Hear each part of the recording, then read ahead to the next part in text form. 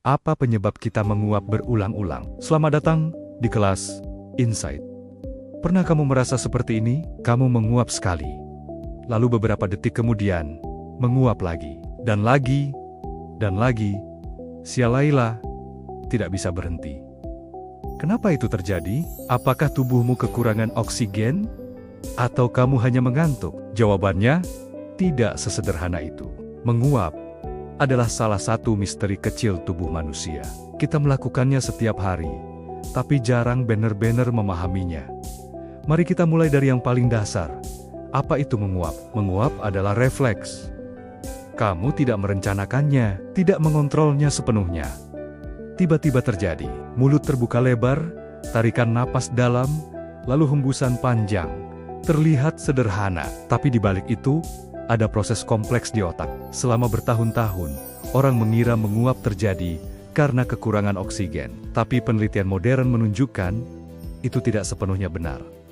Jadi kalau bukan oksigen, apa penyebabnya? Salah satu teori paling kuat adalah suhu otak. Otak kita bekerja terus-menerus. Saat lelah atau kurang tidur, suhu otak bisa meningkat dan menguap berfungsi seperti pendingin.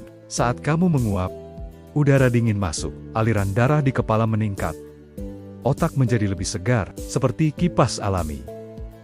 Sekarang masuk ke bagian menarik. Kenapa kita bisa menguap berulang-ulang? Jawabannya, karena tubuh belum mencapai kondisi seimbang. Jika otak masih lelah, atau masih butuh pendinginan, menguap akan terjadi lagi, dan lagi, sampai kondisi stabil. Sekarang kita lihat faktor lain.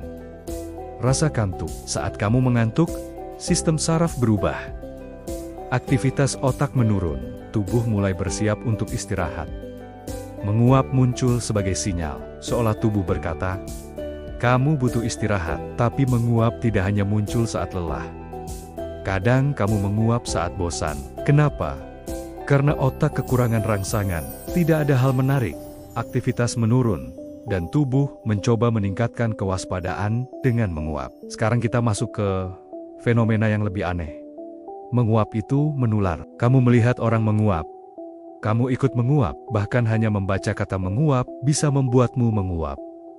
Kenapa? Ini berkaitan dengan empati. Otak kita memiliki sistem yang meniru. Saat melihat orang lain melakukan sesuatu, otak kita ikut mengaktifkan pola yang sama. Ini disebut mirror neuron atau neuron cermin. Itulah kenapa kita bisa ikut tertawa, ikut merasa sedih, dan ikut menguap. Semakin dekat hubungan emosional, semakin besar kemungkinan kamu ikut menguap. Menarik bukan? Sekarang kita masuk ke faktor lain. Stres. Saat kamu cemas atau tegang, kamu juga bisa menguap. Ini adalah cara tubuh menenangkan diri, mengatur napas, menurunkan ketegangan, seperti reset kecil. Sekarang bayangkan ini, kamu sedang kurang tidur, sedang bosan, sedang sedikit stres.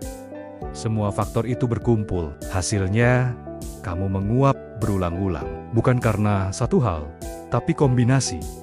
Sekarang kita lihat dari sisi tubuh. Menguap juga melibatkan otot, wajah, leher, dada, semua meregang. Ini membantu meningkatkan aliran darah, membuat tubuh sedikit lebih siap.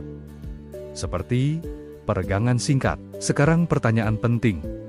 Apakah menguap berlebihan berbahaya?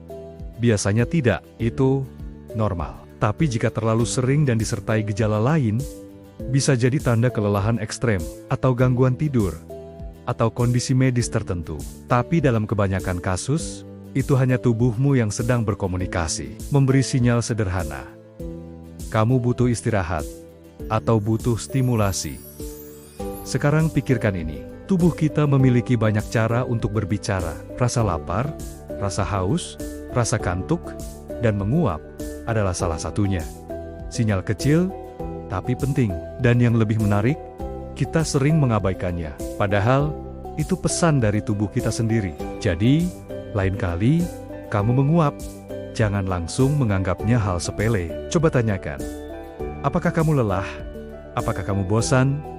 Atau butuh istirahat? Karena tubuhmu selalu memberi petunjuk.